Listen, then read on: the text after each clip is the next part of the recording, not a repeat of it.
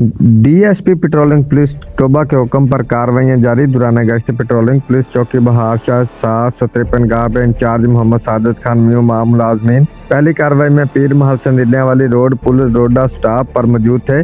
मुखबर की इतला पर बस की इंतजार में खड़े शख्स को मशकूक जानकर रोका और तलाशी ली, जिस पर मुलजम के कब्जा से चरस बरामद हुई, जिसका वजन करने पर 1357 ग्राम हुई।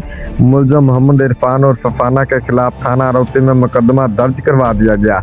दूसरी कार्रवाई में पेट्रोलिंग पुलिस चौकी बहार शाह 753 गाह ने दौरान गश्त संदीलिया वाली अब्दुल हकीम रोड पुल निकासू पर मौजूद थे कि एक शख्स को मशकूक जानकर रोका और तलाशी ली, जिसके कब्जा से 30 बोर पिस्टल बरामद हुआ।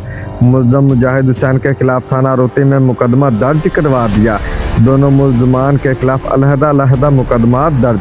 अहले इलाका ने पेट्रोलिंग पुलिस चौकी बहार शाह 753 गाबे की शर्त पसंद अनासर की कामयाब कार्रवाइयों को सराहा।